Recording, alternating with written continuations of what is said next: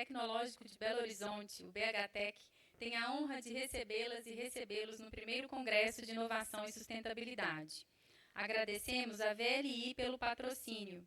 Também agradecemos aos parceiros e apoiadores deste evento, FAPEMIG, Fundep, Ecojuslab, UFMG, UNA, Fábrica, Biominas e EBT. Antes de iniciarmos nossa programação da tarde, convidamos a todas e todos para o Happy Hour do Congresso, a partir das 17 horas. Agora, iniciaremos a mesa redonda Bioeconomia e Inovação, que será mediada pelo professor Marco Croco, CEO do Parque Tecnológico de Belo Horizonte.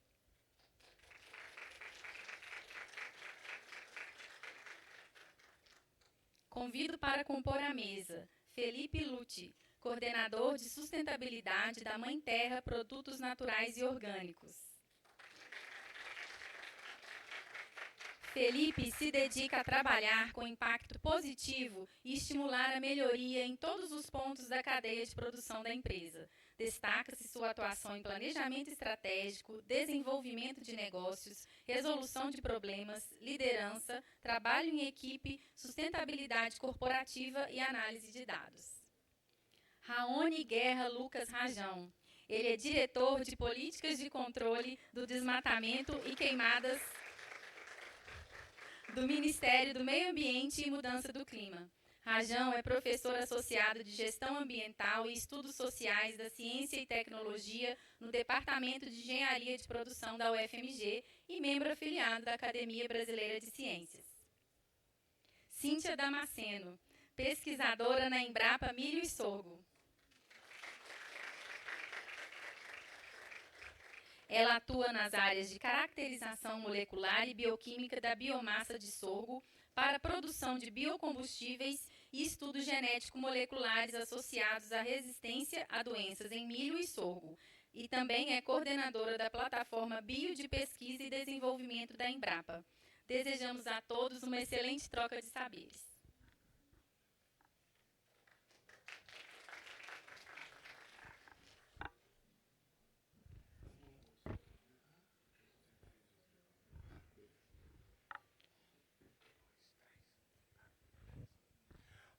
Bom dia, não, boa tarde, gente. Vamos aqui dar início a the last but not the least, sessão do Congresso e sessão muito especial. Está terminando essa jornada que começou ontem. O Congresso, assim, é óbvio que eu vou fazer propaganda, né? Sou da casa, sou suspeito, mas está sendo um sucesso total. Só olhar nas redes, nas mídias, nos debates que estão acontecendo, no engajamento que está tendo, e com muita satisfação que a gente está aqui e me escolheram para coordenar essa última mesa, que é uma mesa muito especial. Assim, especial porque lá atrás, quando a gente começou esse projeto, o Congresso faz parte de um grande projeto nosso, de um direcionamento, na verdade, um direcionamento estratégico do BHTEC.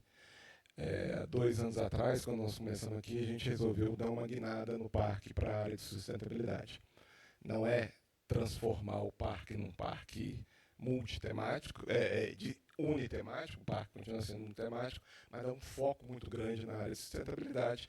E aí surgiu a ideia da gente criar o Centro de Inteligência em Sustentabilidade, que tem a mesma grafia, o CIS, do Congresso de Inovação em Sustentabilidade. Esse centro a gente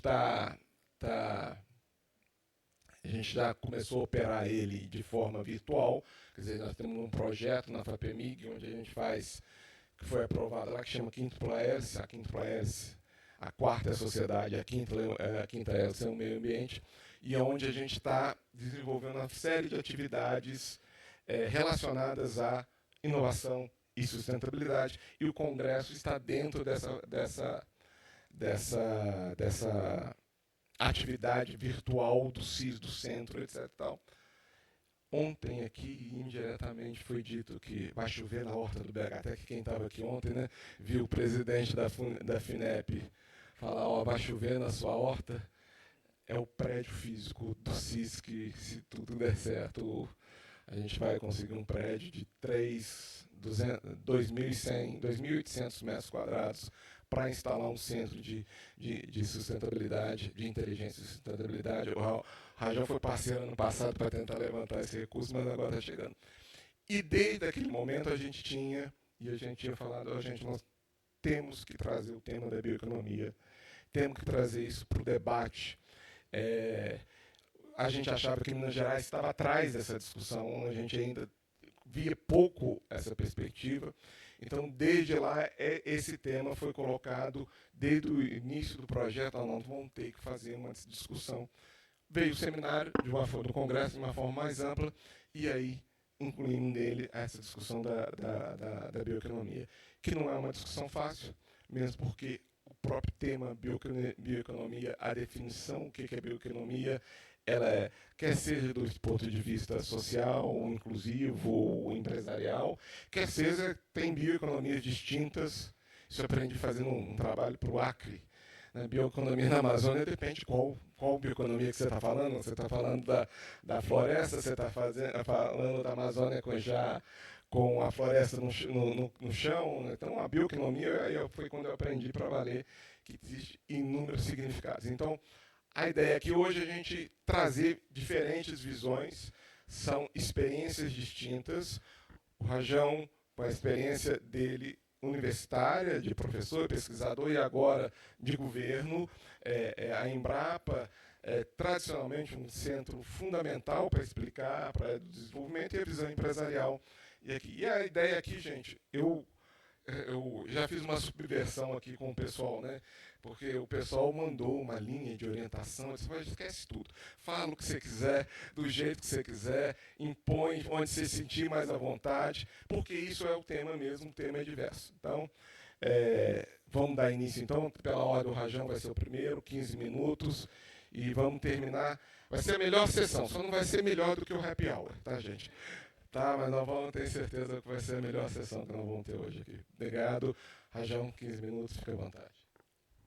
Muito obrigado, Croco, pelo convite, né? É um prazer estar aqui com vocês e realmente foi com muita alegria, né, que eu soube dessa notícia. Inclusive, na hora que se bater palma, a gente pode bater agora, né, gente? Porque não é todo dia que a gente tem um anúncio da construção de um centro de uma importância como essa, né? Então, realmente aí estamos num novo momento onde ciência e tecnologia fazem parte da...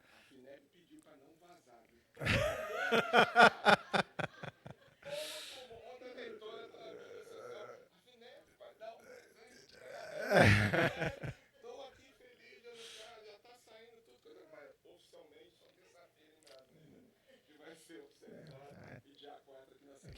É que o fuso horário de Belo Horizonte é diferente, entendeu? Então, perfeito. Então, assim, a ideia aqui da minha fala é a gente discutir um pouco sobre os desafios para a bioeconomia, partindo de uma conceitualização das várias bioeconomias, né? Foi curioso porque eu participei de um projeto com a Universidade de Bonn, na Alemanha, o FMG, etc., que exatamente o tema era isso, né? Bioeconomia, desafios para a bioeconomia. E a primeira coisa que a gente descobriu, né, ao fazer uma apresentação pública com outros atores, é que o pessoal ficou uns 40 minutos brigando por causa da discussão do que é bioeconomia, né? Não é discutindo, é brigando, né? Por quê? Porque a concepção, digamos, europeia, né, assim, mais ampla de bioeconomia, é que bioeconomia é toda geração de valor que é derivada de processos naturais, né? Seja plantas, animais, ou seja, soja é bioeconomia? Sim, soja é bioeconomia. Gado é bioeconomia? Sim, gado é bioeconomia. Né? Um produto da floresta é bioeconomia? Sim, claro que é bioeconomia. Enquanto no Brasil, obviamente, existe aí, até pelo próprio histórico, uma conceitualização de bioeconomia em cima, né, do crescimento tradicional, né, dos produtos da floresta, ou seja, da sociobioeconomia. Né? E às vezes, quando a gente resume, coloca bioeconomia, até porque na Europa tem só o primeiro tipo de bioeconomia mais restrito, eles não têm o segundo tipo, né, a sociobioeconomia como existe no Brasil. Né? E eu acho que isso para começar é importante reconhecer como que nós estamos em patamares diferentes e os desafios são muito diferentes. Então, com relação à bioeconomia concebida de maneira mais ampla e dentro dela a bioeconomia ligada a produtos da agropecuária convencional, né? Acho que convencional é um termo que funciona bem, eu acho que primeiro é preciso reconhecer que o Brasil é líder, né? Principalmente na questão da agricultura, no cultivo de grãos. Hoje, por exemplo, para dar um exemplo, né, eu estava participando de uma discussão e com os Estados Unidos apresentando os planos futuros para tornar a agricultura deles mais moderna, com captura de solo, né, com de carbono nos solos, etc. E a lista de ações é aquilo que o Brasil já faz há 20 anos. E que agora está sendo discutido ali. Né? Ou seja, plantio direto, sempre verde, ou seja, uma série de medidas que acontecem além de todo investimento, né, científico, né, a Embrapa tem liderança nisso, a Emater, a gente tem vários atores que lideram nesse sentido. Agora, qual que é o grande desafio, né, dessa bioeconomia, né, e para ela se tornar realmente sustentável? Não é necessariamente na área e na técnica agrícola em si, mas muitas vezes os processos que estão em volta. Né? Porque, infelizmente, né, e enquanto nós não superarmos isso, isso vai continuar sendo uma mancha, existe uma parte significativa da agropecuária convencional vinculada ao desmatamento ilegal. Desmatamento ligado à violência, ligado à invasão de territórios indígenas, à unidade de conservação. Né? E isso, apesar de ser, né, uma parcela pequena, né, do setor, inclusive eu liderei um artigo, né, com pesquisadores de várias partes do mundo, foi publicado na Science há mais ou menos 2 anos atrás, né, o Rotten Apples, né, ou seja, as maçãs podres do agronegócio brasileiro, né, e a ideia é essa, são poucos, né, quantitativamente, para colocar um número exato, são cerca de 20% do volume de soja e carne produzida na Amazônia e no Cerrado. Em outras regiões do Brasil é bem menos do que isso, inclusive. E por ser essa maçã podre, ela acaba interferindo e gerando um problema para todos nós, né, para o país. Né. Hoje, apesar de tecnologicamente ser muito avançada, a nossa agropecuária acessa um dos créditos mais caros do mundo por causa da sua incapacidade de conseguir separar o joio do trigo, de conseguir separar a agricultura e a pecuária que obedece à legislação ambiental daquela que não obedece. E para isso, né, o grande desafio é a rastreabilidade. O grande desafio é você conseguir construir sistemas, né, e na nossa visão, já naquele artigo e agora dentro do governo eu vejo isso com ainda mais clareza, é uma solução que tem que partir de uma proposta de governo, de um sistema público, de um sistema transparente, de um sistema robusto, de um sistema baseado na ciência e num sistema construído a partir dos dados que nós já temos. O Brasil ele tem uma excelente experiência em termos de registro de imóveis rurais, que é o Cadastro Ambiental Rural. São cerca de 7 milhões de imóveis, que tem um processo, que tem desafios, mas é o cadastro mais amplo, mais detalhado do mundo. Já é por si só algo, né, muito significativo.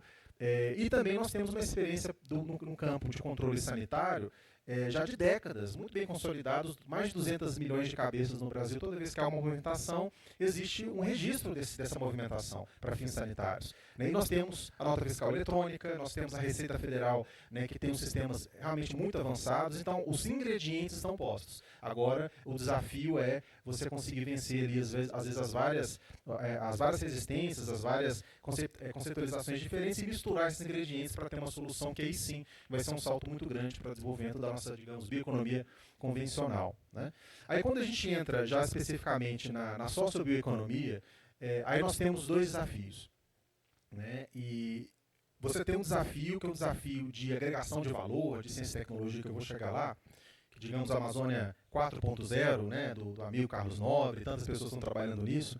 Agora, muitas vezes, né, nos debates sobre o tema, conversando com pessoas que têm, inclusive do setor privado, que estão lá trabalhando, eles falam, gente, nós estamos aqui discutindo 4.0, nós não temos nem 1.0. Né? Muitas vezes, o desafio mais imediato são cadeias curtas. Assim, por exemplo, hoje, o principal obstáculo para a expansão e para a consolidação do açaí, que é coisa que nós temos no nosso dia a dia, na Amazônia, principalmente populações mais pobres, é geladeira. Porque o açaí azeda.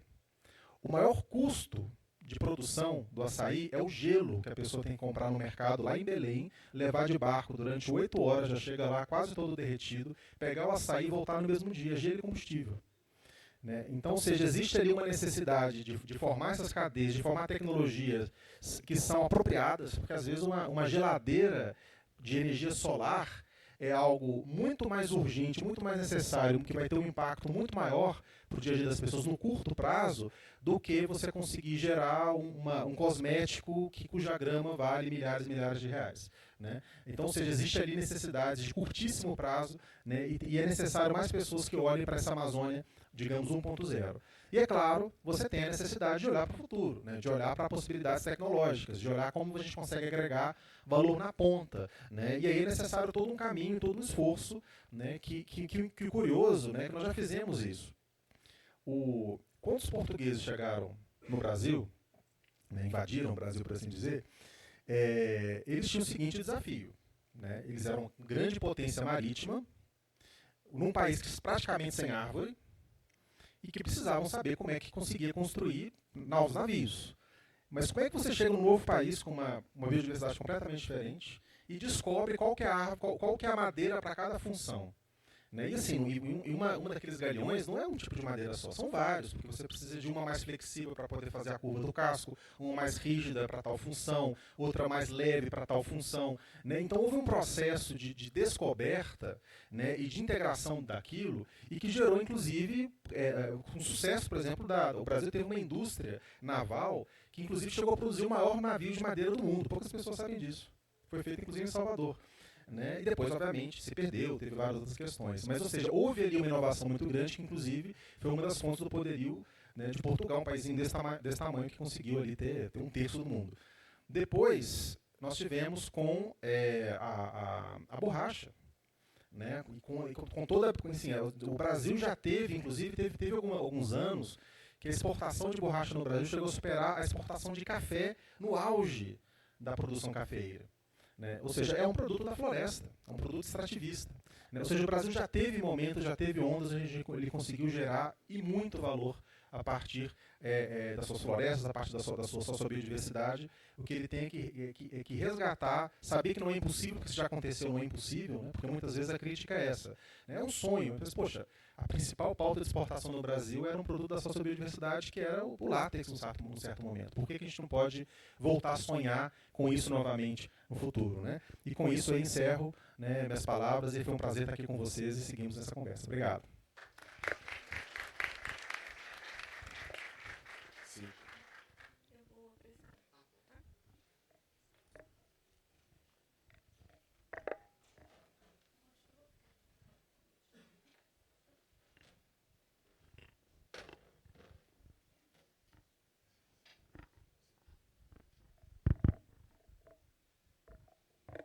Então, boa tarde.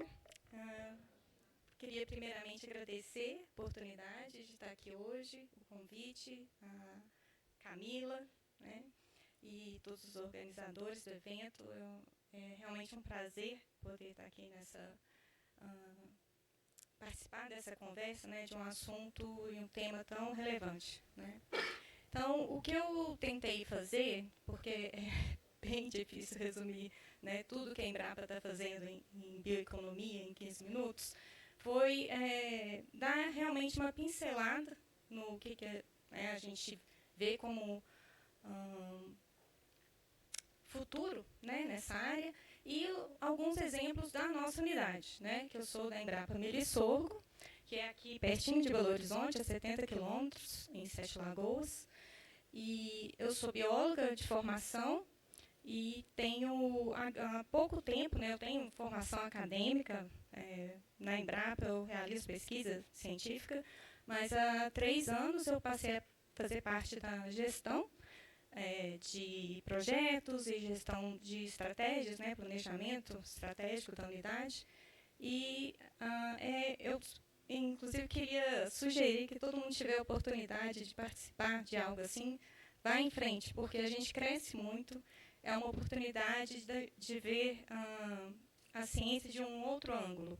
Né? Então, não tem duas coisas separadas, uma caminha com a outra. Parte de inovação e a pesquisa.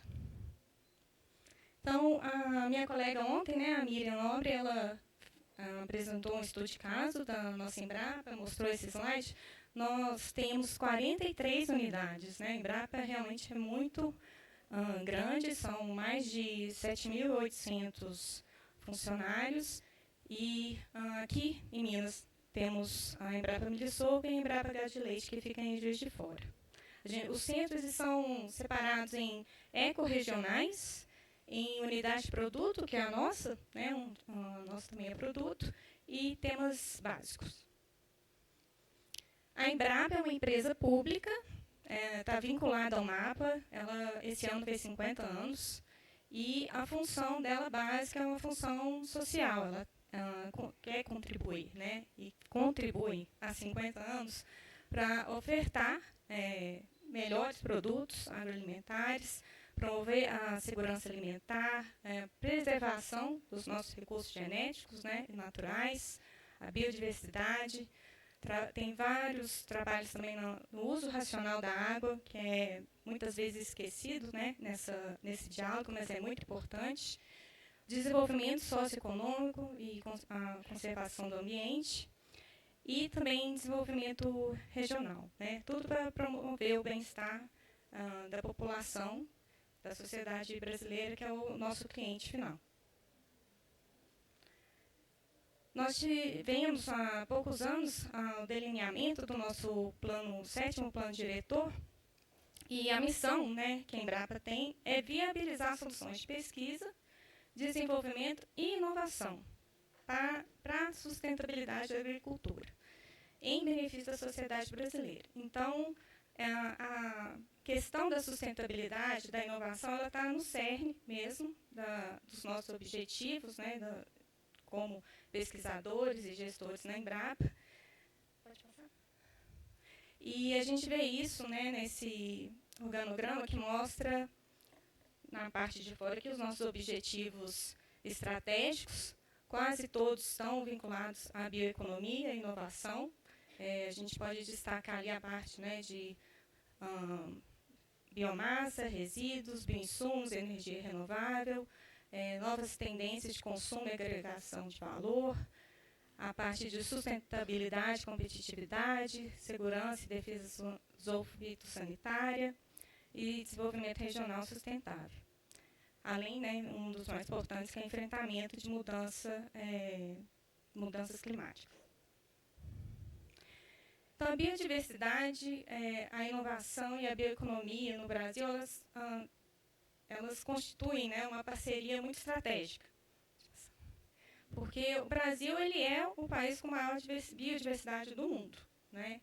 E isso apresenta uma gama de oportunidades para o desenvolvimento sustentável, porque são vários recursos ainda inexplorados que podem oferecer, né, várias soluções para problemas que nós já temos ou ainda vamos ter.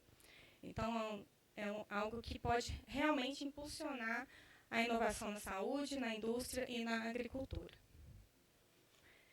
E quando a gente fala, né, o tema da nossa mesa redonda é bioeconomia e inovação, a gente não pode deixar a biodiversidade de lado, porque ela é a base para ter os outros dois eixos, né?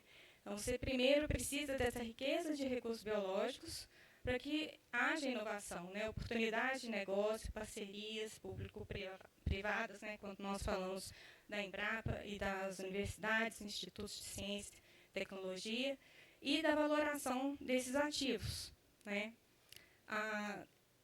Junto, né, do desenvolvimento desses ativos, é que vai ser, então, gerado todo um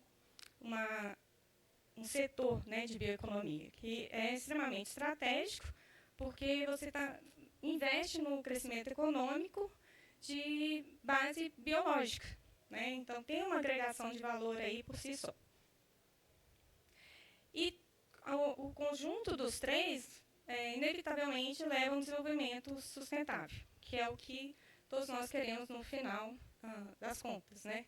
A gente quer tanto os benefícios econômicos, ambientais e sociais quando a gente atinge esse desenvolvimento sustentável. Então, o que seria a bioeconomia no contexto da Embrapa, né? Existe, né, realmente uma definição ampla do termo, mas o termo, né, de forma mais básica para a parte da pesquisa seria economia de base biológica, então é bastante amplo.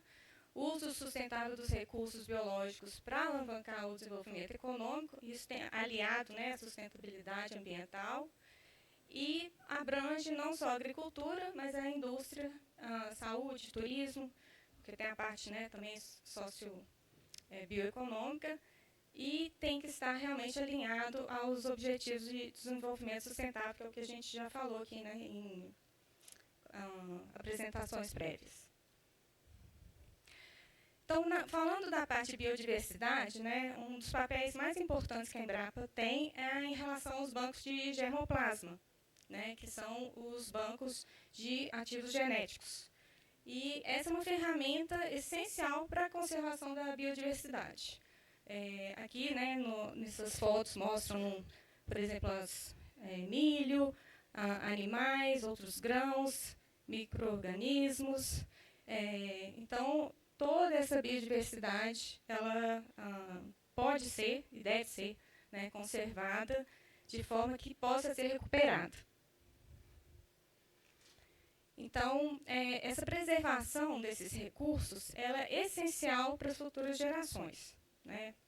Atualmente já mas para as futuras gerações é realmente algo crítico, porque é o que irá garantir essa segurança alimentar, né, saúde, a indústria, essa viabilidade a longo prazo desses setores, porque as mudanças, os desafios que nós teremos, né, nos próximos anos, eles são muito grandes. E tudo indica, né, principalmente na agricultura, que hoje nós ainda não temos todas as ferramentas, né, e materiais genéticos disponíveis que vão poder ultrapassar, né, esses obstáculos. E, além disso, tem toda a parte também de recursos de prospecção de características genéticas que podem ser diretamente utilizados. No Brasil, o maior banco de germoplasma que existe é da Embrapa Recursos Genéticos, tem mais de 150 mil materiais vegetais, quase 60 mil micro-organismos e também quase 20 mil representantes de animais preservados. Falando um pouquinho da Embrapa Milho e Sorgo, nós somos uma unidade com 47 anos, temos 66 pesquisadores hoje, total de 245 empregados. Nós trabalhamos com esse módulo de ciência com propósito, né? Para isso a gente usa ferramentas de gestão, como as plataformas de pesquisa e desenvolvimento, que nós estamos implementando esse ano. Não é algo que é estabelecido em todas as unidades, é algo que nós vimos a necessidade de implementar aqui na nossa unidade. E a gente foca em realmente soluções tecnológicas. Todos os projetos da Embrapa hoje, de pesquisa, eles não têm mais um formato tradicional de projeto, né, que a gente escreve, por exemplo, até o CNPq e a FAPEMIG já mudaram também o foco, mas aquele modelo antigo, né, que você vai ter, escrever apenas o objetivo, caracterização do problema. Então, você tem que entregar a solução e falar o que realmente você vai resolver. E, no nosso caso, está sempre ligada à parte de cultivares de milho, sorgo e milheto, a descoberta de genes, né, que são ativos muito importantes e valiosos, eventos transgênicos e a parte também de produtos biológicos, né, para controle de insetos, praga e promoção de crescimento de plantas, que é algo que tem crescido muito, né, nos últimos anos e é extremamente favorável à sustentabilidade da agricultura. E, para isso, a gente tem feito, né, tem desenvolvido negócios de base biotecnológica. Nós somos a Embrapa que mais tem parcerias público-privadas, e, para isso, nós tivemos que realmente sentar, estudar e ver qual seria a melhor forma de fazer isso, porque cada caso é um caso e nós vemos que é dessa forma que a gente pode chegar realmente com um ativo que tenha o impacto que a gente espera no setor agropecuário. Então, no caso da plataforma Bio, nós temos 3 eixos, né, de ativos, que são os insumos biológicos, a genética de milho, sorgo e milheto, segurança dos alimentos, nutrição e saúde. Nós também temos uma plataforma de intensificação agropecuária sustentável, que eu não vou apresentar para vocês, é um outro coordenador, mas essa plataforma é importante dentro do contexto da bioeconomia, porque ela trata da intensificação sustentável dos sistemas agropecuários, né? E também está sendo estruturada agora uma plataforma estratégica de serviços. Então, qual que é a ideia dessa plataforma, né? É uma ferramenta de gerenciamento dos projetos nossos de pesquisa e de parcerias, né, para a gente conseguir ter o co-desenvolvimento desses ativos e produtos que cheguem no mercado. Então, é uma forma de integrar ideias, as competências, né, as equipes e estruturas diferentes de instituições públicas e privadas, então tem compartilhamento, para a partir de recursos biológicos e modelos, né, inovadores, e chegar a essas soluções disruptivas e sustentáveis, que foi um dos casos apresentados ontem para vocês. A nossa, né, plataforma Bio, ela é multidisciplinar, nós temos a equipe nossa de pesquisadores, ela é bastante diversa, né, nós temos pesquisadores nas áreas básicas, biológicas, e também temos pesquisadores trabalhando na parte das ciências, né, mais de ponta, como a epigenética, a parte de edição gênica. Pode pular isso. Então, aqui, falando um pouquinho dos exemplos nos insumos biológicos, eu vou falar rapidinho, porque a Miriam já tocou nesse assunto.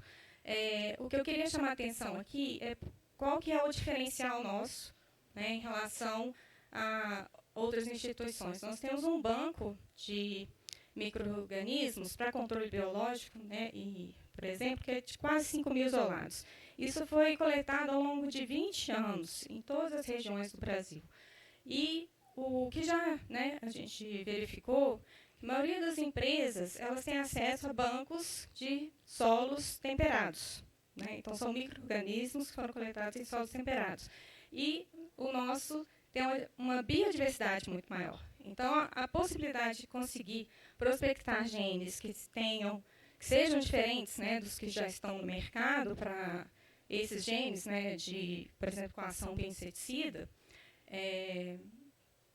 estão presentes na maioria dos transgênicos, é muito maior, né? Então, voltando naquela ideia de que é muito importante preservar, porque uma vez que você conhece aquilo que você preserva, você já tem um valor agregado a ele. Que é só para mostrar um pipeline, né, de como que começou essa ideia dos bioinseticidas. O Fernando Alicente, ele é um pesquisador, né, nosso lá, que trabalha diretamente nessa área. Ele que desenvolveu o primeiro bioinseticida, juntamente com a nossa empresa parceira, mas isso começou lá na década de 90, né? E o primeiro produto realmente só saiu em 2017. Então, aqui são alguns exemplos de produtos. Algumas dessas empresas são empresas mineiras. Então, a gente tem parceiros mineiros. Pode passar. E aqui é a mesma coisa para os bioinoculantes, que começou um pouco mais tarde, em 2002, mas nós já temos também produto no mercado. Na parte de genética, né, de milho e sorgo, nós temos produtos, né, que são o milho, né, vários cultivares de milho lançados no mercado, tanto para alimentação humana quanto para alimentação animal. O sorgo, que a maioria das pessoas não conhecem, né, é uma planta de origem africana. Ela produz os grãos bem diferentes, porque não é na espiga, né, eles são soltos, né, fluorescentes, mas ele tem vários tipos. Então, tem sorgo granífero, forrageiro, silageiro e vassoura. Ali a foto ficou diferente, desculpa. Aquilo ali é milho. É que eu vi que estava diferente. Mas um dos destaques nossos é a questão do sorgo para a bioenergia. A gente trabalha também na parte de desenvolvimento de sorgo tanto para a produção de etanol de primeira geração, porque existe o sorgo sacarino, ele também tem caldo açucarado igual a cana, consegue, às vezes, produção até maior. E a vantagem dele é que ele é muito mais tolerante a condições climáticas adversas. Então, ele é mais tolerante à seca, mais tolerante a calor. Então, nós, né, quando você pensa nos obstáculos que nós vamos ter, né, com as mudanças climáticas, né, que nós já estamos tendo, mas que provavelmente vão piorar, isso é algo que a gente tem que pensar, culturas que sejam mais resilientes. No caso, outro caso nosso de sucesso, né, é que nós tivemos esse ano o primeiro cultivar transgênico brasileiro, que foi totalmente desenvolvido, né, com a tecnologia nacional, com a empresa nacional. Isso é importante aqui destacar que foi um projeto em colaboração com a empresa e o BNDES, financiado pelo BNDES, 90%, né? Financiado pelo BNDES. E isso foi um projeto que durou 8 anos e gerou, né, um produto muito diferenciado, que foi já aprovado pela CTN Bio, tecnicamente, e que nós esperamos que tenha por todos os estudos e validações que nós já fizemos, tenha um impacto muito positivo no mercado quando for lançado.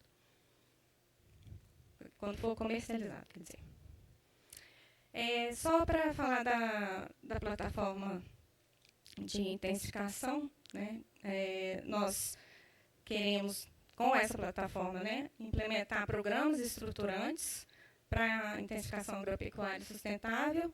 E aqui eu trouxe um exemplo de Minas, que nós temos, trabalhamos também com a integração lavoura-pecuária. Essa é aqui à esquerda, né, nós temos uma área totalmente degradada, né, de pasto degradado, que é na fazenda Lagoa dos Currais. Isso foi em 2012, essa foto. Fica próximo a Sete Lagoas, em Cordisburgo. Nessa época, o produtor ele conseguia, né, ele tinha produção pecuária, ele conseguia no máximo 1.200 litros de leite por hectare por ano e de 2 a 3 arrobas também por hectare. E depois de quase pouco mais de 10 anos, né, que nós começamos esse trabalho com ele, a produção, né, passou para 7 a 9 arrobas por hectare, e também ele consorciou isso com produção de soja, e existem toda uma cadeia, né, de processos que foram implementados ali para conseguir ter a recuperação do solo, maior incorporação de carbono, né, e uso de bioinsumos, os processos relacionados à ILPF, né, que é um ganho muito grande e valor agregado a isso. Desconfigurou um pouquinho, pode passar para frente. Outro... não, isso aqui está certo. Então, outro exemplo que nós temos em Minas é a rede de biofábricas piloto, né, que foi um TED que nós conseguimos ano passado. A ideia é atender essa agenda de empreendedorismo regional, né, principalmente cooperativas e agricultores, para a produção de bioinsumos, né, seja os bioinoculantes, bioinseticidas, ou até mesmo quando você usa insetos para controle biológico. Então, essa transferência de tecnologia para a estruturação da biofábrica, que será feito por nós, é algo que a gente vê que pode ter um impacto muito positivo, principalmente para o desenvolvimento regional. Então, aqui, né, seria o que levou, né, essa ideia da rede de biofábricas, esse crescimento, né, do mercado de bioinsumos, que já foi falado várias vezes. 35% das agritechs hoje elas estão relacionadas à produção de bioinsumos, e no Sudeste já existe a maior concentração de biofábricas, né? Só em Minas Gerais nós temos 11. Porém, ainda existe espaço para expansão. Então, é algo que realmente vale a pena investir. Aqui eu já estou finalizando, eu só queria deixar aqui para quem tiver interesse, nós temos o iCampo, que é a nossa plataforma de EAD, E a maioria dos cursos, né, são gratuitos. E eu convido a todos a entrarem no portal da Embrapa para poder verificarem. Inclusive, tem um curso muito interessante sobre bioeconomia, que foi lançado pela Embrapa Agroenergia, gratuito, e eu acho que vale a pena conferir. Então, para finalizar, a agricultura sustentável ela é essencial para a preservação da biodiversidade brasileira e a viabilidade futura do próprio setor. Porque sem isso, né, não vai haver nenhuma forma de conseguir manter o crescimento econômico. E a bioeconomia a gente vê como uma oportunidade para criar um futuro mais sustentável e equitativo para o Brasil e para o mundo também, abraçando os princípios da biodiversidade, da inovação e da sustentabilidade. É isso, sim. Vou ficar à disposição. Desculpa, sei um pouquinho do tempo.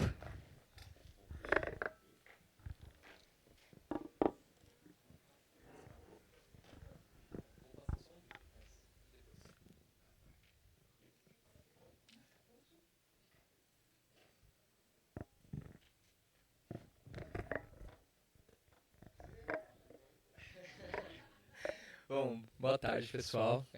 Agradecer de novo por estar aqui. Como a gente está transmitindo e gravando, acho bacana fazer uma autodeclaração, né, uma autodescrição. Então, sou uma pessoa branca, a gênero, estou com um vestido azul, cheio de tatuagem, cabeça aos pés, brincão e um monte de anel também. Bom, eu trabalho na Mãe Terra, sustentabilidade, e aí só pra gente resgatar, né? A Mãe Terra, ela é uma empresa de alimentos naturais e orgânicos que nasceu lá em 1979. Ela abre como um restaurante de alimentação natural, orgânica, integral, ali no bairro da Consolação, em São Paulo. E nesse restaurante tinha ali um mercadinho de ingredientes a granel, vendia muito farinha, aveia, linhaça, todos esses grãos aí que, né, o pessoal da natureba adora, a gente ama. Quando essa demanda, né, em 79, ela já era muito nichada. Hoje em dia a gente ainda percebe um pouco desse nicho, se quebrando e tudo mais, mas a gente ainda tem esse público um pouco mais separado. Esse movimento da Mãe Terra ali, como restaurante, começa a crescer pela grande demanda das pessoas procurarem esses ingredientes, procurarem ter uma alimentação melhor e que fosse mais natural, até o ponto em que 3 anos depois a Mãe Terra vira uma indústria e começa a empacotar os seus alimentos, ter uma logomarca, tá num movimento maior, entrar no varejo e por aí começa a aumentar a sua quantidade de produtos e tipos de produtos e categorias. Hoje, a gente tem uma média de 80 a 90 tipos de produtos que vão desde granola, biscoito, mix de castanhas, arroz, feijão, farinha, linhaça, então todos os ingredientes, assim, farináceos e tudo mais. E todos esses ingredientes, eles são, desde lá de 79, né, desde que a gente começou, a gente tem 7 princípios que norteiam aí como a gente vai colocar esses produtos no mercado. Então, gostosos, feitos com afeto, orgânicos sempre que possível, preservando a biodiversidade, valorizando a biodiversidade e pequenos produtores, vegana, sem pozinhos artificiais. Então, a gente tem ali todos os guides do que a Mãe Terra preza como indústria e como o que a gente quer colocar como produto ali para as pessoas que vão consumir aquilo. Além disso, né, a Mãe Terra é uma empresa certificada como B Corp, né, a Natura comentou um pouquinho mais cedo. A gente está em recertificação também esse ano, estou suando, porque tá, é uma correria. Quem não conhece o movimento Sistema B, super bacana olhar como funciona a certificação. A gente hoje tem 100% das embalagens compensadas, então tudo que a gente põe de plástico no mercado, a gente compra de uma cooperativa. A cooperativa manda para a recicladora e da recicladora vai para as tampinhas de produtos da Unilever. Então a gente conseguiu ali fechar uma cadeia, um ciclo produtivo. Muita gente não sabe, mas em 2017 a Mãe Terra foi comprada pela Unilever. Então isso foi um movimento que aconteceu para intensificar e ficar ainda mais potente, né? E a gente se juntar nesse desafio de levar a alimentação mais saudável e mais natural para mais lugares. E hoje a gente também tem, quem for a São Paulo, quem estiver em São Paulo, pode visitar o Da Quebrada, que é um restaurante social que a Mãe Terra faz junto com uma escola de gastronomia da periferia. E aí, bom, isso é só uma introdução, então a gente está olhando para todos os temas, né? O ESG, a sustentabilidade, a regeneração e tudo aí, todos esses termos que a gente vai deixando transversal. Mas o que eu trouxe mesmo para a gente contar de bioeconomia é o nosso projeto Rito com Cogumelo Yanomami. E aí, antes da gente contar, eu queria passar esse vídeo e aí eu vou contar essa história.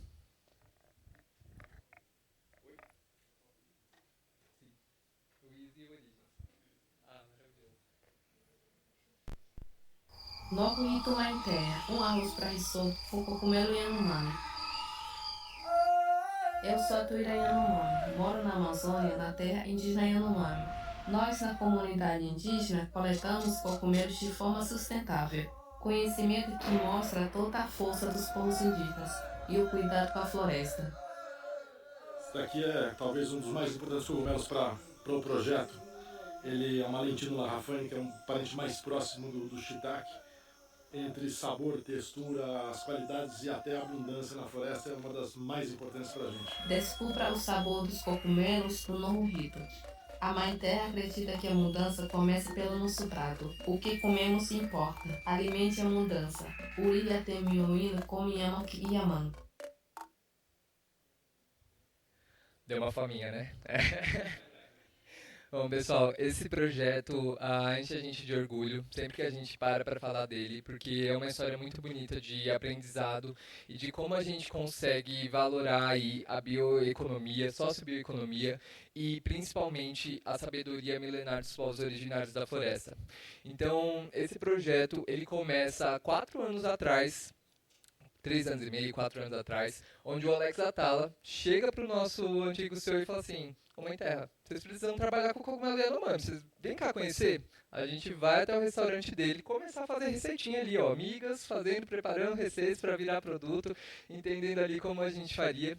E daí a gente começa a se aproximar às outras instituições que estão por trás desse projeto, que é o ISA, o Instituto Socioambiental, o Origens Brasil e a Rutucara, Associação Indígena Yanomami.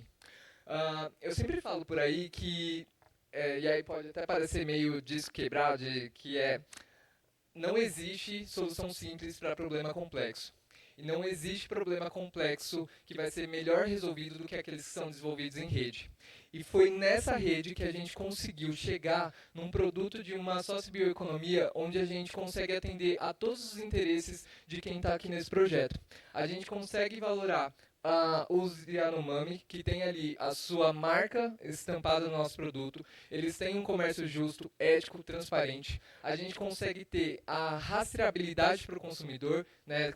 No pacotinho você tem ali um QR Code que mostra a região, mostra o coletor, mostra a quantidade de cogumelo que a Mãe Terra compra do ISA, então mostra tudo. A gente consegue pautar principalmente a importância da causa Yanomami, porque esse projeto nunca foi sobre volume, sobre vender e sobre a gente ali, né, explodir de vender. Foi sempre sobre a causa e como a gente usa as plataformas que a gente está, né, como a gente usa os espaços que estamos para promover assuntos que tenham a ver com as nossas economias, com os nossos povos originários, promovendo o social e o ambiental. Aquela história do socioambiental se escreve junto, porque a gente tem que olhar para os dois quando a gente estiver falando de tudo que a gente está fazendo, né? As estratégias de sustentabilidade, elas se aplicam para todos os negócios, setores e tudo mais. Então, assim, quando a gente, voltando um pouquinho na história, a gente começa a desenvolver esse produto e, obviamente, existem muitos imprevistos e desafios, porque é um produto que é coletado manualmente por indígenas, a gente está dentro de uma grande indústria com altos necessidades de certificações, qualidade e tudo mais. E a gente, né, sofre ali um pouquinho para tentar chegar em soluções que vão funcionar para que a gente não mude o estilo de vida tradicional, mas que a gente também não coloque em risco, né, uma pessoa que vai consumir um produto e que de repente tem alguma coisa ali que a gente precisa cuidar. Então a qualidade, né, dos produtos, ou como a gente olha para todas essas certificações que são necessárias como a gente cruza tudo isso para chegar num ponto positivo. E aí que eu volto para a parte da importância da rede. A rede como buscando soluções em rede, como a gente conseguiu destravar os problemas industriais, os problemas de comunicação, como a gente consegue mostrar para o consumidor que tem um alto valor agregado porque é de uma comunidade indígena. E como a gente consegue ganhar o consumidor que não está nem aí para isso, mostrando que é um risoto de cogumelo delicioso. Então, como que a gente vai usando essas estratégias para catar as pessoas para ouvirem da causa, sendo que elas nem sabem que estão entrando numa causa? E aí, pá! Na cara delas, assim, elas começam a se importar, começam a ter uma consciência maior e ligar para esses assuntos. Por quê? Porque a gente usa as nossas plataformas como meios de levar a mensagem deles. Então, aqui a Mãe Terra, ela é realmente só um caminho. Ela é a rede que transporta essa mensagem e a potência que a gente tem em manter a floresta em pé. Quando a gente olha em hectares preservados, em carbono sequestrado que está ali naquela floresta, poxa, por que as pessoas não param de falar que é para a gente parar de cortar a árvore, preservar a Amazônia e tudo mais? Essas pessoas estão lá, vivendo lá, fazendo uma economia com aquilo que a floresta dá e ainda preservando.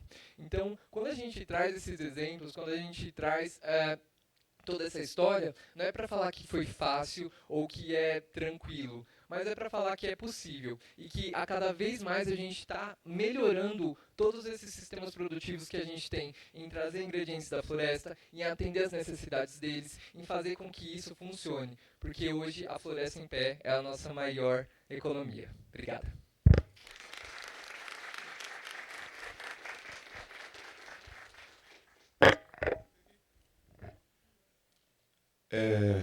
Como é para abrir? Como é que eu...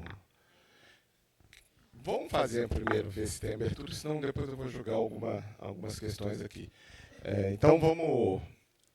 em primeiro lugar, deixa eu só agradecer aqui, fazer um agradecimento, porque são 3 visões muito distintas da questão de bioeconomia. Então, com questões que depois eu vou entrar aqui e fazer algum comentário.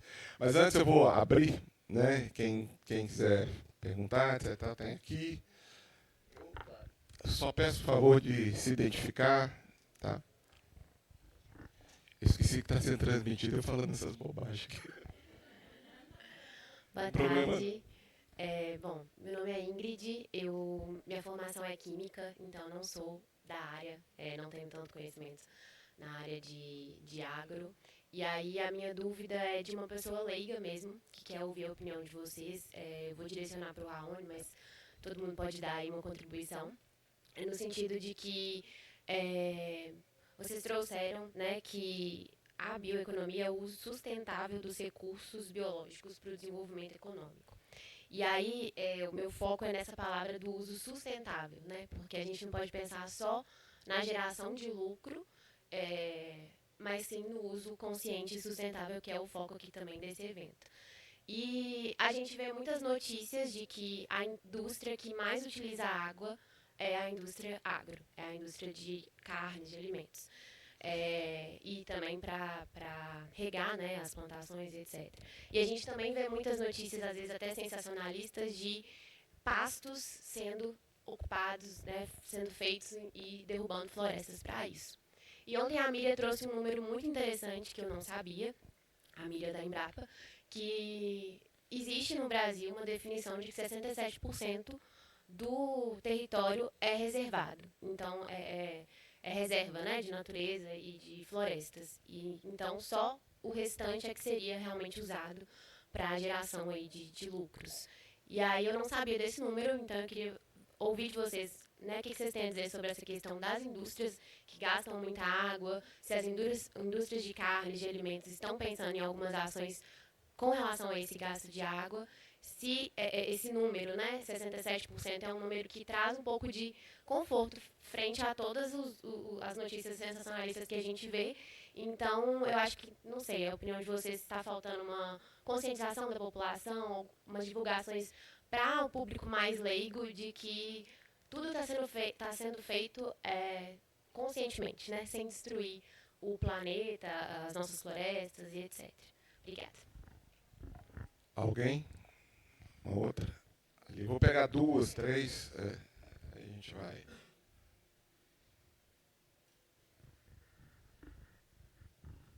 Boa tarde a todos. Meu nome é Maria José Vasconcelos, eu sou pesquisadora da Embrapa Milho e Sorgo. Eu tenho uma pergunta para o Felipe. Felipe, você mostrou aí o cogumelo.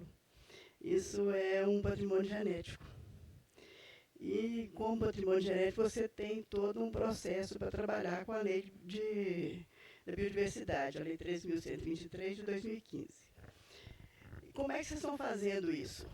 Porque nessa lei você tem toda uma parte de repartição de patrimônio. E vocês estão usando uma parte da biodiversidade brasileira, principalmente que é numa área indígena, que tem mais esse detalhe ainda, né? E como é que é feito isso com a repartição de benefícios? Eu vou deixar livre aqui, começar daqui para lá. Quem quiser comentar, não quiser comentar, João primeiro. É interessante a pergunta da plateia, né, com relação à área. De fato, a verdade é assim, os números dependem um pouco do mapeamento, mas são cerca de 2/3 tem vegetação nativa. Quer dizer que é preservado e nem que é protegido. Tem uma diferença grande. Né? E às vezes tem um discurso que vem do agro, até para poder atacar, né, e para poder dizer que é excepcional. Eles falam de já dá a ideia de uma proteção, de uma conservação, como o Cabral encontrou. Não é verdade. Tanto é que, como é que esse número é calculado? Você olha para a Amazônia, 80% é floresta, 20% é principalmente pastagem e alguma coisa de agricultura também. Desses 20%, você tem mais 20% que é área degradada, área queimada. Assim, você hoje encontrar um mogno, IP, espécies que têm valor econômico, mesmo dentro das terras indígenas, mesmo assim a centenas de quilômetros de distância, né, de áreas, inclusive de estrada, você não encontra, porque o nível de degradação e de predação. Agora, você olha por imagem de satélite, você vê floresta. Né? Então, assim, existe ali, para começar, é vegetação nativa, ela não está conservada, ela não está protegida, não toda necessariamente, e também não está intacta, toda necessariamente. Aí sobra cerca de 40%. Né? 40% é a média global de ocupação humana. Ou seja, a média, inclusive a média europeia é um pouco mais que isso, 45%, mas está dentro da média. Ou seja, não existe nenhuma excepcionalidade. Né? Até porque você tem diferentes áreas, né? Por exemplo, terrenos que isso envolve áreas que são de pradarias, áreas, ou seja, os países normalmente esses valores são calculados à média. Agora, qual que é a preocupação? Você tem 80% na Amazônia, 50% no Cerrado, já 50% no Cerrado. Você tem já em bacias hidrográficas importantíssimas para o abastecimento humano, já uma redução de 20% a 30% da disponibilidade de água por causa do desmatamento. Na Mata Atlântica, que é onde nós estamos, nós temos aqui menos de 20% de vegetação remanescente. Né? Assim, São Paulo e Minas Gerais são mais desmatados do que a França, do que a Alemanha, do que qualquer um desses países. Né? E assim, basicamente, nós não conseguimos desmatar mais que 20% da Amazônia porque nós só começamos a desmatar lá na década de 70. Então não é nenhum prêmio, porque não tinha nem estrada. Né? Então, assim, e o que é muito perigoso, né, o que a gente vê, essa concepção, já que a gente preserva muito, pode destruir mais um bocadinho, que não tem problema, mas o que a gente está vendo é que, principalmente ali no sul do bioma, que é onde está concentrado esses 20% da Amazônia, de desmatamento na Amazônia, as chuvas já atrasaram um mês, em média, um mês. Né? As perdas agrícolas, né, assim, a quantidade de perda agrícola de segunda safra do milho em Mato Grosso, né, está diretamente relacionado com o desmatamento ali. Né? Aí qual que é a minha preocupação enquanto cientista? Em vez de daquilo gerar um debate nacional sobre, olha, vamos entender que a floresta não é área vazia, área à toa, área que impede o desenvolvimento. É infraestrutura para a água, para todos nós. Água, inclusive, para a soja, para o milho, para o gado, etc. Né? E isso ajuda um pouco a mudar, né, essa discussão, né, mas o problema é que o debate muitas vezes não vai nessa direção. O debate vai, aumenta o dinheiro para o seguro rural. Né, eu estava conversando com um colega, né, tem a Viviane, que está aqui do Banco Central também, que dela? Está lá fora, saiu um minuto. E assim, eles estão fazendo um trabalho excelente, né? E um dos comentários que eles trouxeram lá numa reunião, que me assustou, eles falaram, olha, nós tínhamos, anteriormente, cerca de 3 a 4 bilhões que eram gastos por ano de dinheiro do contribuinte para seguro rural, que é a parte subsidiada. Hoje é 1 bilhão por mês. 1 bilhão por mês. Por causa disso. Mudança climática global, mais desmatamento. Né? Isso é um dinheiro que não vai para a educação, isso é um dinheiro que não vai para a saúde, isso é um dinheiro que não vai para a ciência e tecnologia, isso é um dinheiro que não vai para várias outras áreas. Né? Então a gente realmente precisa fazer um debate nacional para entender o que significa isso. Né? E entender exatamente como pensar o nosso futuro aí para que seja um futuro exatamente isso, sustentável.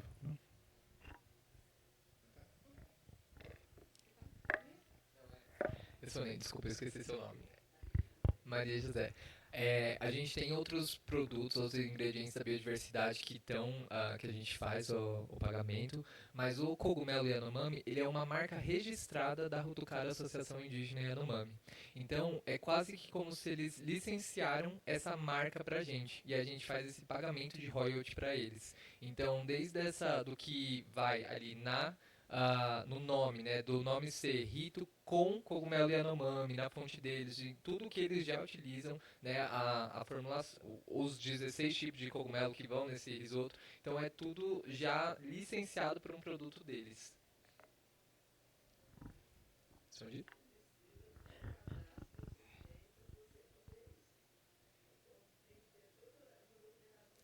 Sim, sim, e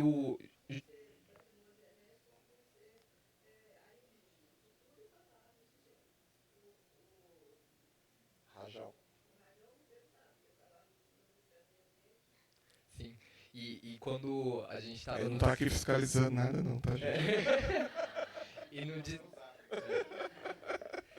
E no desenvolvimento desse projeto, junto com a Rutucara e com o ISA, eles confirmaram isso pra gente. Mas a gente sempre pode checar, né? Porque é importante.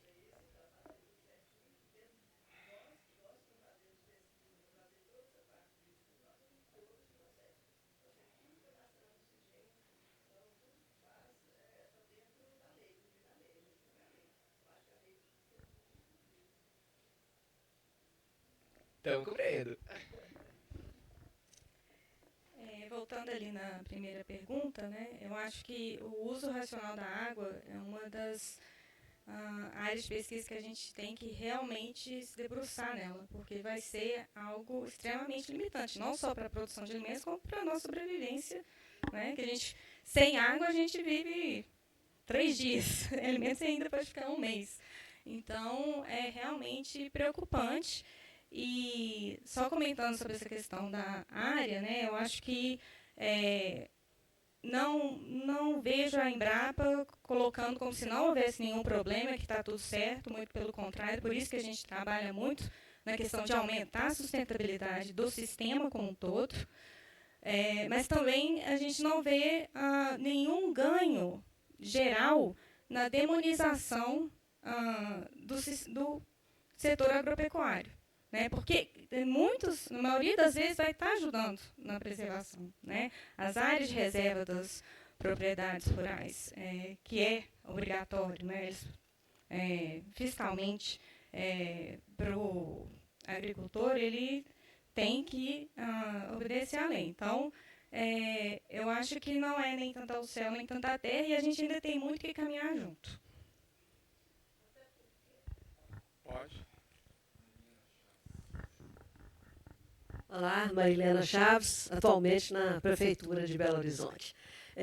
Importante isso que você está dizendo, né? Até porque, né, para usar o nome ali, além da sustentabilidade, a inovação, um dos pontos fundamentais que tem na irrigação, por exemplo, é o controle. Né? Antes ligava lá o negocinho e agora não, agora atualmente se consegue, a questão agora é a disseminação, né? Se consegue se o solo precisa mesmo, se nesse lugar tem, se nesse lugar não tem. Quer dizer, então, inovação aqui dessa questão é fundamental. De fato, eu tenho a preocupação também com ela em relação à água na pecuária. Aí eu não conheço o que tipo de inovação pode se trabalhar com isso. Mas na agricultura eu acho que, entre aspas, a rota está estabelecida. Tecnologia, inteligência artificial e o 5G permite isso, né? Porque você consegue, nas grandes plantações, controlar a irrigação, até sabendo se a folha está molhada ou se não está. E vive a inovação para isso. Sensores de umidade no solo, né? Automatização. Alguém? Não, só um comentário adicional. Assim, até como na minha fala inicial, quem está voltado para produzir alimento de maneira séria, de maneira profissional, esse não é o problema da agropecuária brasileira, né? O problema é que você tem ali uma parcela na outra ponta que, na verdade, o que ele está fazendo essencialmente é especulando, é desmatando para especular. Isso acontece seja ilegalmente na Amazônia, inclusive no Cerrado. Tem empresas que se especializam em comprar áreas de 100, 200, 1.000 hectares no Cerrado, obtém a licença legal, só para revender com valor adicional. Porque quando você compra a área na vegetação nativa, ela é muito mais barata que uma área de pastagem que poderia ser perfeitamente utilizada para a mesma finalidade, que às vezes até tem uma vocação agrícola superior àquela outra área. Só que aí você tem um processo especulatório que deixa o dano hídrico para quem comprar, né, e uma falta de visão de país. É isso que me preocupa. Né? E aí, porque esse essencialmente é um problema de tragédia dos comuns. Né? Teve um outro trabalho, aqui no grupo do FMG, publicado na National Climate Change, que eles olham a expansão do desmatamento, simulando altos níveis de desmatamento naquela faixa ali do sul do bioma Amazônia. Quem desmatou vai ficar cerca de 20 bilhões de dólares mais rico, valor presente líquido até 2050. Pô, 20 bi, né? Isso não é de se desperdiçar. Só que o impacto na produção por causa do impacto hídrico é de 200 bi. Ou seja, a coletividade ficou 180 bi mais pobre. Só que quem vai fazer o lobby, quem vai brigar, quem vai xingar, quem vai falar, você está atacando o desenvolvimento do agro, etc, etc, é aqueles que estão perdendo os 20 bi. Enquanto aqueles que estão perdendo os 180, como o dano é difuso, buscam mais dinheiro para o seguro rural. Né? E quem paga? Todos nós. Né? Ou seja, nós temos ali realmente um ciclo que vai ser quebrado com mais discussão, com mais debate público, com mais entendimento do problema, para a gente de fato conseguir manter essa pujança da agropecuária brasileira no longo prazo, a sustentabilidade. Né? E essa é uma das coisas que nos preocupa bastante. Perguntas? Lá atrás.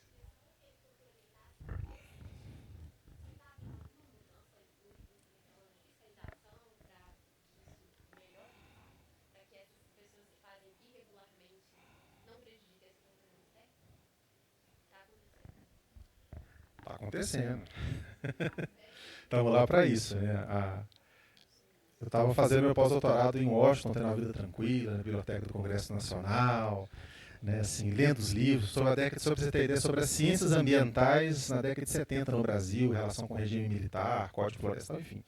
Né, tendo aquele momento, né, e de repente me liga a ministra Marina e fala, olha, professor, conhece o seu trabalho, etc., você quer se juntar para ser um dos 300, né, para poder lutar, para acabar com o desmatamento e tal, fez aquela fala, né, toda, né, aí eu respondi assim, olha, honradíssimo, primeiro, eu tenho que falar com minha esposa, né, porque eu sou maluco, não sou doido, né, e segundo, espero que não terminar igual o filme, né, enfim, né, aceitei, aqui estou, né, no dia seguinte eu estava em Brasília já, e de fato, né, nós conseguimos fazer o plano de prevenção e controle do desmatamento em tempo recorde, em 3 meses, algo que demorava mais de um ano, um plano robusto, um plano alinhado com toda a esplanada, um plano que tem ali uma visão firme do presidente Lula de acabar com todo o desmatamento, não é só o ilegal, todo o desmatamento até 2030. A primeira vez que a gente faz isso, já é muito significativo.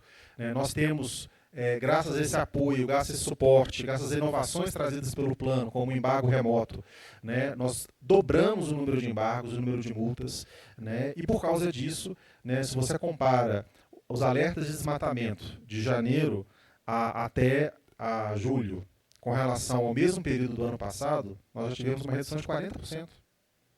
Né? Então, ou seja, já está tendo efeito. Né? E nós temos confiança que esses efeitos vão estar se aprofundando. Agora, um dos grandes desafios nesse momento que a gente está fazendo o plano para o Cerrado é que o desmatamento no Cerrado está aumentando. Né? E aí o que a gente está fazendo? Conversamos com os estados para entender, etc. A maior parte desse desmatamento é autorizado, apesar do impacto hídrico. Né? Então a gente realmente, como é que você faz isso? Mudando a legislação no Congresso? Muito difícil. né? Mas é fazendo um grande debate nacional. Olha, gente, e aí, que Brasil que nós queremos? Nós queremos um Brasil onde grandes especuladores vão ficar mais ricos, colocar o dinheiro na Faria Lima e deixar o prejuízo hídrico para as próximas gerações? Ou nós queremos um Brasil que, de fato, tem capacidade produtiva cada vez maior e aproveita, né, os mais de 60 milhões de hectares de pastagem degradada para expandir uma agropecuária com milho, com soja? Isso também é futuro da agropecuária brasileira, mas tem que ter água. E para ter água tem que ter conservação. Então essa é, né, hoje o que a gente está ali, né, discutindo, né, e buscando instrumentos econômicos, buscando outros meios também para poder fazer. Boa tarde. Meu nome é Sara, muito prazer. Parabéns pelo congresso, sensacional mesmo, gostei bastante. A minha pergunta é para a Cíntia.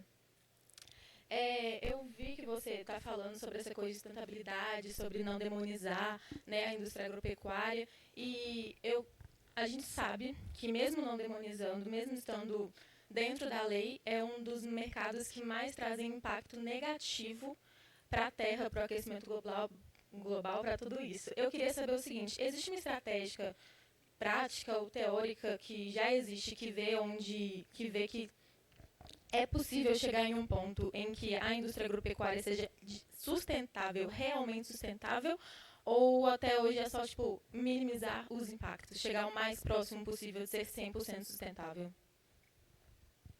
Alguém? Senão que... ali. Isabel.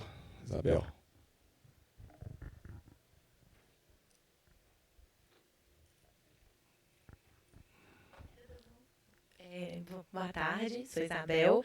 Minha pergunta é para o Felipe. Primeiramente, eu gostaria de parabenizar pelo vídeo, porque eu achei que foi uma campanha publicitária muito bem desenvolvida. Mas o meu questionamento, assim, e concordo com a pontuação da Maria José, porque, assim, a gente sabe que no território Yanomami, os garimpeiros, eles acabaram com tudo.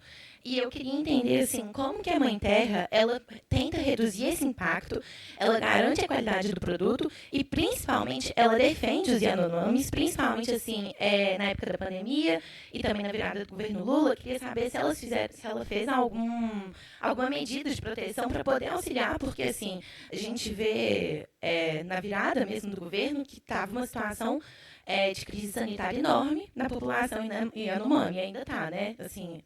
Mas, principalmente essa questão da poluição mesmo, porque vocês estão vendendo um produto para milhares de pessoas que tem que ter uma garantia da qualidade dele. Então, eu queria entender melhor como que está sendo feito. Antes de passar, é Marco Croco que eu estou me apresentando, vou fazer a pergunta. Piadinha. Eu vou colocar aqui, porque já está mandando, eu vou fazer duas provocações. Tá? Eu sou muito bem claramente, deixar claro que é provocação mesmo. Primeiro, o Felipe. E aqui fala um economista que a grande preocupação de um economista que sempre está preocupado em gerar renda para 200 milhões de pessoas, gerar uma economia que seja capaz de sustentar, dar dinâmica, que gere renda, condições de trabalho, etc., para 200 milhões de pessoas. Primeiro, então, ao Felipe, uma experiência com todas essas características, tudo bem, preserva a Yanomami, etc. Em que medida que isso é escalável? Em que medida a gente... Porque é discussão de bioeconomia. E, no fundo, está a discussão do potencial que essa bioeconomia tem. Né? Porque a gente gosta muito do que... Uma coisa é uma ação social, outra coisa é uma ação econômica. Né? Igual quando eu falo de microcrédito. Para o microcrédito, para mim, não é ação econômica. Microcrédito é uma ação social. É uma política social de dar renda para uma determinada população. Não é uma estratégia de desenvolvimento econômico. Porque desenvolvimento econômico você tem que ter uma pujança maior. Então, aí é um pouco... É legal, é uma experiência, dadas todas essas questões, é uma experiência legal, mas em que medida que ela é escalável ou em que medida que essa é só socio-bioeconomia, não é por aqui que a bioeconomia vai contribuir efetivamente para a gente mudar um padrão de produção econômica no país. Segundo, para o Rajão aqui, uma provocação mesmo, Rajão. A bioeconomia pressupõe uma preservação da biodiversidade. E aí, extrair recursos e valorizar a biodiversidade. e a preservação de uma forma geral é um processo. Várias das medidas e das soluções que são tentadas para a preservação e para enfrentar questões climáticas são medidas que se fazem através do mesmo mecanismo que gerou a destruição, que são mecanismos de mercado. Mercado de carbono, com todo respeito, e prestação de serviços ambientais, nada mais é do que você comoditizar a natureza. Você transforma a natureza em um bem capaz de ser comercializado na Faria Lima. Você transforma a natureza num bem capaz de ser comercializado na Faria Lima. Mercado de carbono, green bonds, títulos, coisas. A pergunta e é polêmica. Eu dou aula no curso de financiamento da transição climática. Tá? Esse é meu, a Isabel está ali, é minha aluna. Esse é o curso que eu dou. E essa é a grande discussão que a gente faz lá. Porque parte significativa do processo de solução climática, hoje em dia, é através de mecanismos de mercados.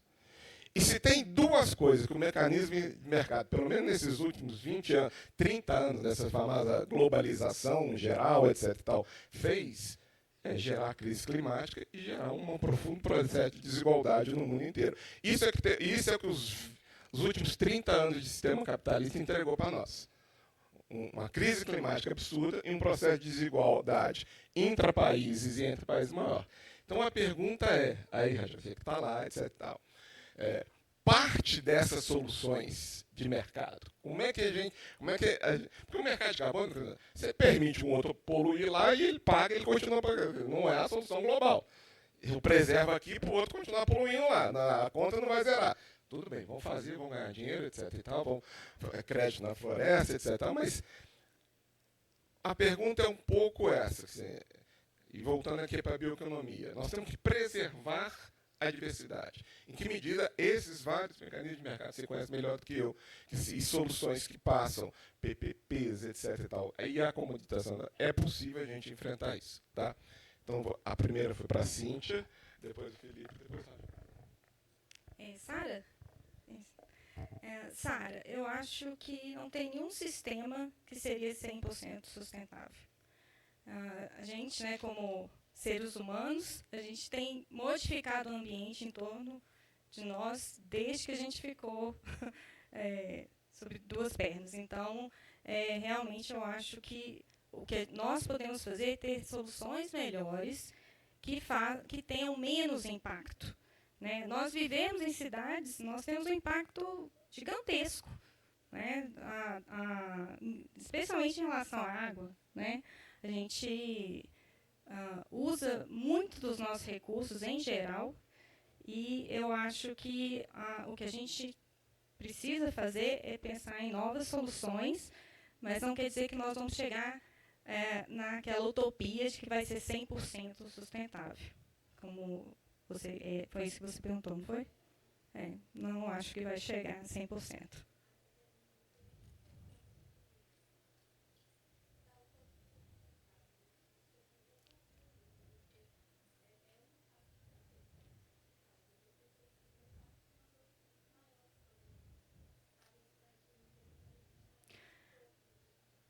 Mas o impacto, de quando, né, de 30 anos para cá, tem melhorado muito em relação às práticas que estão disponíveis hoje.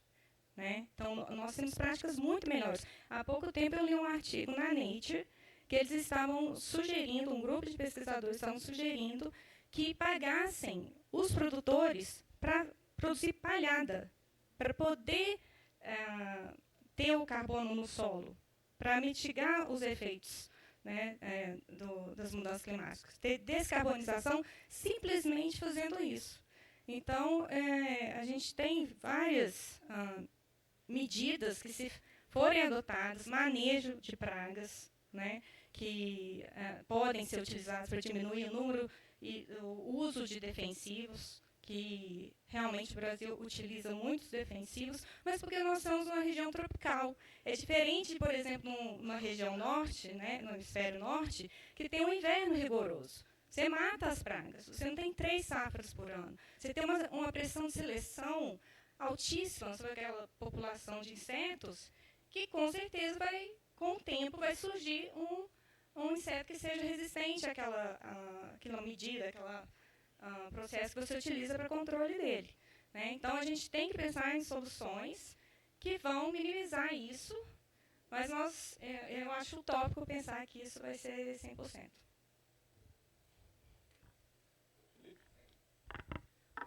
Obrigada pela pergunta. Na escala que a gente tem hoje, né, em escalas menores, a gente pode até conseguir essa utopia, mas em escalas como a nossa, não. Boa. Obrigada pela pergunta. É muito importante a gente entender o território indígena Yanomami, principalmente quando a gente começou a fazer tudo isso. Então, o primeiro foi entender que quem coleta os cogumelos, quem trabalha com esse sistema de extrativismo, são os Yanomami Sanomá. Então, é uma das comunidades que estão ali trabalhando e tem uma renda e se alimentam disso. Essa outra grande parcela dos Yanomamis, que são os que são mais atingidos pelo garimpo, pela malária e por todas essas outras decorrências que acontecem pelos garimpeiros ali, eles estão para outras regiões da Amazônia. Então, assim, acho que esse é o ponto 1. Então, né, a gente compra os cogumelos do Isa Rutucara, Associação Yanomami dos Sanomás. A Rutucara vê todos os direitos e interesses de todos os Yanomamis, tá? Mas a gente compra dos Sanomás. E durante a pandemia e até agora, a gente continua fazendo projetos à parte, separados da compra do cogumelo, porque a gente entende o como é importante a gente, como indústria, ter ali aquela ação para suportar os nossos fornecedores. Uma coisa que eles mesmos trazem para a gente, o que é muito interessante, é que a própria compra do cogumelo, ela tem um efeito de você trazer essa comunidade para o mesmo patamar que você. Então você não olha para ele num lugar de assistencialismo, você olha para ele como um seu parceiro, como seu fornecedor, assim como você está olhando para qualquer outro fornecedor da sua cadeia. Então, a gente traz ele ali no mesmo patamar, acatando qualquer preço que eles falam para a gente, então é isso, então respeitando com um olhar diferente e com um cuidado a mais para que realmente a gente não pise em nenhum calo, porque assim, né, os indígenas já sofreram demais na nossa mão e a gente não quer continuar reverberando esse tipo de causa, né? Então tem isso. E sobre a escala deste projeto em específico, não. A gente não consegue escalar ele, porque a compra desse cogumelo, ele é o sobressalente do que os Sanomás usam, coletam para comer.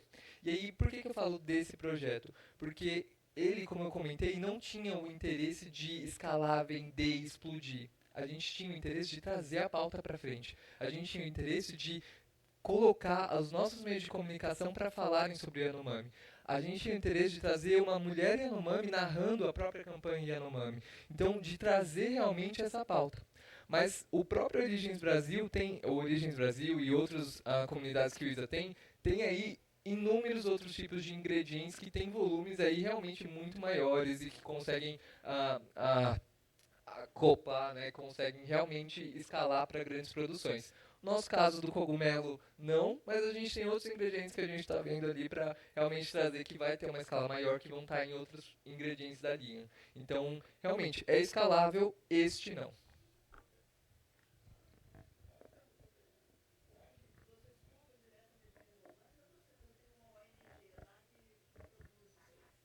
A gente compra assim, né, isso. A gente tem a Rutucara, Associação Indígena Yanomami, que vê todos os interesses Yanomamis. Eu acho que é super bacana. É super bacana entender e conhecer o trabalho.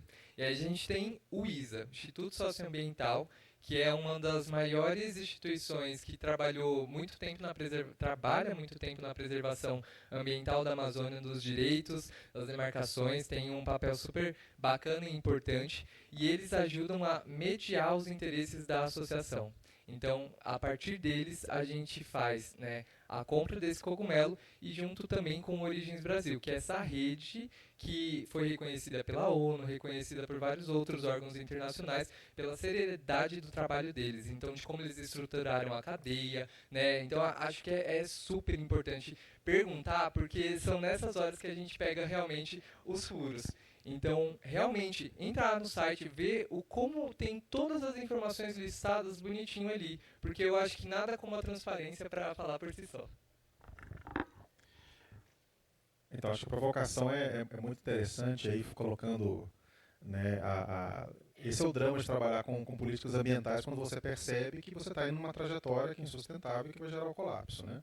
Ou você pensa em uma regulação forte, muda a lei, comando e controle, e você é chamado de ecocomunista, né? Porque você está, na verdade, utilizando o meio ambiente como uma desculpa para implementar um regime totalitário.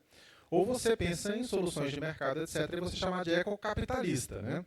Então, aí tem esses vários lados, né? Mas, em ambos os casos, acho que a gente tem que entender que são instrumentos, né? São ingredientes, né? Lá um dos 16 ingredientes ali no cogumelo, né? No que eu estou até querendo experimentar também. Se tiver amostra aí depois dos palestrantes, né? Poxa, devia ter trago, né? A próxima. E aí, mas o que acontece? A gente tem que entender, em particular com relação aos instrumentos de mercado, o caráter transitório desses mecanismos, né? Eles são um empurrãozinho, né, na direção de uma transformação, né, das práticas sociais, da economia, etc. Eles não são uma solução definitiva. Eu acho que uma falha que houve é que, a partir do momento que você fala que a floresta em pé tem valor para a sociedade, acho que todo mundo pode concordar, então quer dizer que ela tem preço, então quer dizer que se você não me pagar, eu vou derrubar. Poxa, espera aí, né? Uma coisa não deriva a outra. O fato que, por exemplo, nesse saneamento básico, né, o esgoto que passa aqui de baixo é importante, porque permite garantir a nossa saúde, não significa que se você não me pagar, eu vou destruir isso aqui e vou contaminar todo mundo, né? Então, existe ali, às vezes, uma confusão, né, entre esses vários princípios, né? E tanto é que essa lógica ela é transitória, que, por exemplo, a partir do momento que você estabelece o mercado de carbono, por exemplo, para energia, né? E aí você está aumentando o custo daquele que está, por exemplo, queimando carvão e está subsidiando aquele que está com a eólica. Se todo mundo for para a eólica, você vai pagar quem? A partir de onde? Enfim, todo mundo foi para a eólica. Enquanto você tem um desmatamento alto que vai baixando, né, você com a redução consegue um recurso. Aí você paga para poder dar um empurrão numa transformação, né, na direção correta. O desmatamento zerou, e aí você vai para onde? Né? Ou seja, a partir do momento que o mundo consegue mitigar as mudanças climáticas, não faz mais sentido você tirar recurso de um e dar para outro. Não faz mais sentido ter crédito de carbono, né? Então, acho que isso é algo que a gente precisa discutir mais, entender mais, até mesmo para poder calibrar as expectativas. E, finalmente, a gente tem que entender que são mecanismos de acupuntura. Ninguém vai ficar rico vendendo carbono, né? Isso não existe, né? E eu falo, lá no departamento é comum a gente receber, né, porque tem lei de acesso à informação, as pessoas, a população está lá, a gente está lá para responder. Toda semana alguém perguntando, eu tenho umas 3 avezinhas lá no meu quintal, vocês pagam alguma coisa por isso? Né, porque acaba que isso sendo um pouco a expectativa. Né? Mas a partir do momento que há essa transformação e que há esse processo, né, e para atores-chave, né, o que significa que distribui um recurso escasso, né, e você consegue ter a consolidação, e aí a gente pode avançar para os próximos problemas, porque não falta problema para resolver, né, na humanidade. Pode polemizar, não vou polemizar. Não, o problema é o seguinte, só polemizando. O problema é que nós temos prazo. Nós temos prazo. Hoje a gente, que para mim pessoalmente já foi para o espaço. 1,5, 2 de crescimento já foi para o espaço, já está dado, já foi embora, gente. Nós temos que agora pensar como é que nós vamos fazer para ver com as consequências desse crescimento. E o mecanismo de mercado não dialoga com o prazo. Esse é o ponto. Não, esse é o ponto. Eu acho que esse que é a grande coisa. E não é a questão de ser socialista ou não é comunista. Né? Assim, nos meus cursos as pessoas dizem, então tem que acabar com o que não. E já existiu outras formas de capitalismo. Nós estamos numa forma de capitalismo, que a gente praticamente, a partir dos anos 80, 90, que se aprofundou, onde a valorização da riqueza a curto prazo é a norma. Porque você consegue, no mercado de capitais, comprando ação, eu compro uma ação aqui, ela valorizou hoje, eu vendo ela para comprar outra, você está o tempo todo fazendo uma valorização de curto prazo. Né? Que a gente chama a financiarização da vida. E isso está no dia a dia da empresa. Tem muita quantidade de empresa aí que não ganha dinheiro não vendendo o que ela produz, mas ganha o dinheiro dela na operação de bolsa de valores de mercado. Isso está na nossa vida. Aposentadoria de todo mundo, boa parte aqui que não é funcionário público, está no mercado financeiro ou num título de renda fixa. Esse tipo de capitalismo que eu acho que é o problema. E buscar uma solução para a natureza climática baseado nesse tipo de capitalismo, por que não? Porque a lógica dele é de curto prazista. A lógica dele é curto prazista. Então, aí eu acho que não vai dar. Mas tudo bem. Eu também acho que a gente está concordando. O problema é a dificuldade de entender isso. Por isso que eu acho, assim, é só um pouquinho, né? Assim, a questão climática tem data. Tem data. Isso é uma coisa que é importante a gente, para mim, aqui fazendo como economista, é importante.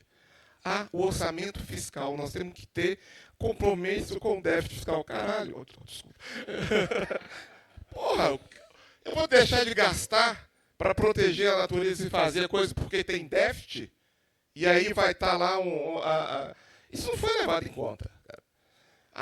A taxa de inflação, vou ter que controlar a taxa de juros para não ter inflação elevada, diminuir o número de investimento necessário. Mas, gente, é até 2030 que nós temos que estar. Emissão líquida corrigiu as datas, mas, né, até 2050, emissão zero de gás de efeito estufa, se não, foi para o espaço, é 2%. Aí, meu filho, e aí a questão do seguro é uma coisa interessante. Hoje, no mundo inteiro, os dados que a gente tem, isso é do Banco Central inglês, as operações de seguro, hoje não, há muito tempo, já nos últimos 10, 15 anos, não conseguem assegurar todos o prejuízo causado pelos acidentes, eventos climáticos críticos. Você não consegue mais... Os eventos climáticos críticos, secas, inundações, estão se tornando cada vez mais recorrentes que a própria solução de mercado, né, o próprio seguro não consegue cobrir esses dados. Sempre tem uma parcela significativa de prejuízo que vira e vai para o espaço. E aí é prejuízo para a empresa, é prejuízo para o banco que emprestou, aí dá crise no banco, etc. E tal, e por aí vai. Bom, mas esse é outro assunto. Mais alguma... tem que encerrar? Então tá bom. Então, tem algum anúncio ou só encerrar? Aquele encerramento bonito. Agora que vai da mídia. Tá bom. Então, aqui, fazendo aquele. Nós não ensaiamos o encerramento, eu vou falar de improviso. Não, gente, não só encerrando a mesa, eu acho que é muito legal. E eu queria agradecer, em primeiro lugar, a mesa por ter vindo participar dessa experiência do Congresso. E queria dizer mesmo da satisfação que a gente aqui da equipe do BHTEC, da UFMG como um todo, a gente teve com esse Congresso. Para nós tem um significado muito, muito especial. Eu até me emociono, viu, gente? É verdade, porque essa questão a gente está trazendo para o parque. Não é uma questão... É uma questão muito debatida e pouco praticada. Muito divulgada, muito marketizada e pouco efetivada. Né? A questão climática, a questão das mudanças climáticas, as questões das soluções tecnológicas para a mudança climática. Então, a ideia da gente trazer, incorporar isso no nosso ambiente, né, naquilo que é o BHTEC, né, que é um parque tecnológico que faz a comunicação entre o conhecimento produzido da universidade e o setor produtivo e a sociedade como um todo. Então, para nós é muito importante, eu estou muito feliz pelo resultado. Eu agradeço muito à comunidade que veio. Espero com isso a gente tenha não só trazido e criado links, não só com o BHTEC, mas com a comunidade toda. O parque é, por definição, uma instituição ponte, gente. Ela é uma das nossas que está na nossa visão, no nosso entendimento, é a gente ser um espaço de networking. É um espaço de networking e é isso que a gente quer aqui. Então, eu estou extremamente satisfeito, agradeço muito a participação de todos, agradeço especialmente a Camila e a equipe de sustentabilidade do BHTEC, né, toda a equipe do BHTEC, mas principalmente a Camila e a equipe de sustentabilidade que tocou isso. Cris está aqui, que também é da equipe do BHTEC. Eu acho que a gente está entregando a sociedade. Isso aqui, para nós, tem uma entrega. O BHTEC é uma associação privada sem fins lucrativos. E isso aqui também, o Congresso, é uma forma de a gente também prestar conta para a sociedade daquilo que a gente faz. Muito obrigado. Todos estão convidados agora para o melhor, que a gente vai continuar debatendo lá, né, daqui a pouco, no Happy Hour.